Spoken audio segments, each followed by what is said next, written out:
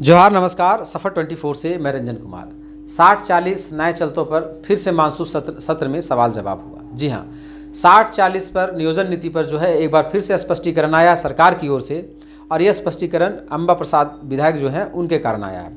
आपको बता दें कि मानसून सत्र चल रहा है झारखंड में, और इसमें सवाल किया था विधायक अंबा प्रसाद ने, जो बड़कागांव के विधानसभा के विधायक हैं, कि 60-40 जो नियोजन नीति है इस पर स्थानीय लोगों में और छात्रों में काफ़ी व्यापक विरोध प्रदर्शन हो रहा है। इस पर स्पष्टीकरण दे सरकार कि आखिर नियोजन जो है वो होने वाला है, जो नौकरियां होने वाली है, भर्तियां होने वाली है, वो किस नीति पर होगी।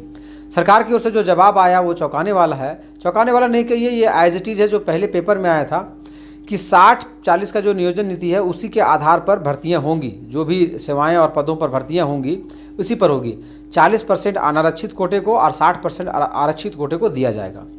अब बात यह है कि सरकार जब ये बात बोल रही है तो उनके विधायकों से जब सवाल किया जा रहा था तो वो क्यों कह रहे थे कि ये 60-40 नीति जो है वो हवाई बात है, ऐसा हमको कोई चिट्ठी नहीं मिला। इनफैक्ट ये बात अंबा प्रसाद ने भी कहा था जब मैंने उनको पूछा था कि 60-40 नियोजन नीति का काफ़ी विरोध हो रहा है, इस पर आप लोग का क्या एक्शन है। आपकी सरकार इस तरह का जो नीति लाई है 60-40% जो बाहरियों को दे रही है, इस पर काफ़ी विरोध हो रहा है। तो उन्होंने कहा था अंबा प्रसाद ने कि ऐसी जानकारी मुझे नहीं है, ये 60-40 का जो बात है हवाई है।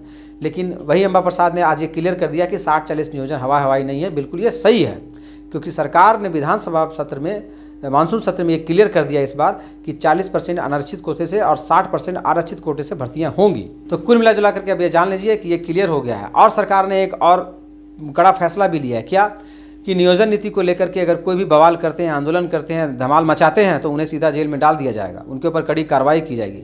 सरकार ऐसे आग बबूला क्यों हो रही है? क्योंकि नियोजन नीति को स्पष्ट करके किसी भी हाल में नौकरियां निकालना जरूरी है, भर्तियां करना जरूरी है, क्योंकि सरकार का लगभग अब समय पूरा होने वाला है, एक आध साल भर मुश्किल से बचा हुआ है।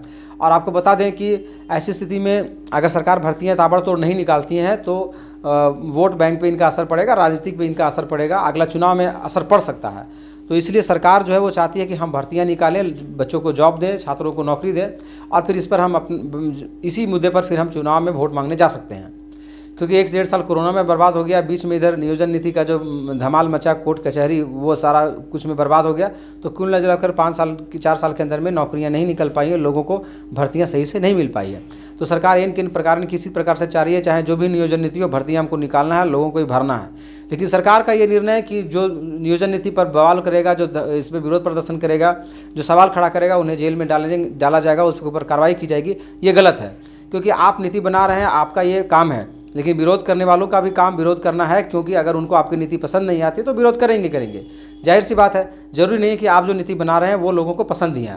अगर पसंद नहीं आएगा तो लोकतंत्र में ये अधिकार है कि वो विरोध कर सकते हैं। इस पर यह कड़ा निर्णय आपने जो लिया है कि लोगों को नियोजन नीति पर जो आंदोलन करेंगे, जो सवाल खड़ा करके उनको जेल में डाला जाएगा, दिस इज़ रॉन्ग, ये गलत है। सरकार की ओर से एक और निर्णय लिया गया है कि पेपर लीक मामले में कड़ी सजा होगी।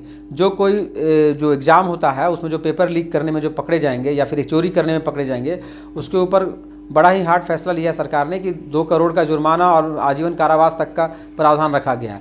यानी कि इस बार सरकार पूरा कमर कस चुकी कि एग्ज़ाम होने के बाद, एग्ज़ाम होने से लेकर के होने के बाद तक किसी तरह का कोई पेच नहीं फंसना चाहिए। नहीं तो होता क्या कि पेपर लीक हो गया, लोगों ने कोर्ट में केस कर दिया, रिजेक्ट हो गया एग्ज़ाम।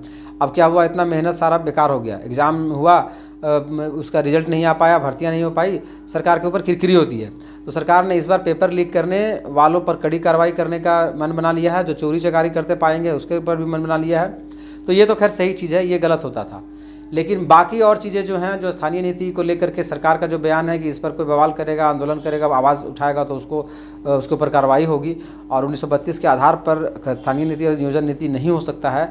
तो ये 2 चीज़ों पर कैसा रिएक्शन रहता है अपोजिशन के पार्टियों का और तमाम ऐसे नेताओं का जो खतियान के आधार पर नियोजन नीति चाहते हैं।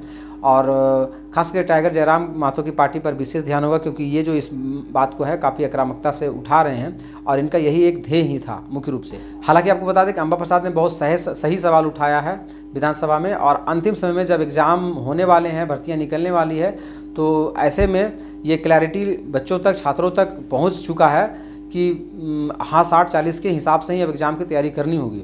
और अगर इस पर आवाज़ उठाए तो सरकार कार्रवाई भी कर सकती है, नियोजन नीति के मामले पर उठाए तो अब देखिए कि आगे क्या होता है। आप जुड़े रहिए हमारे चैनल सफ़र 24 के साथ। चैनल को सब्सक्राइब जरूर करें, वीडियो को लाइक शेयर करें। आपको हम आगे इससे जुड़ी सारी खबरें देते रहेंगे। धन्यवाद।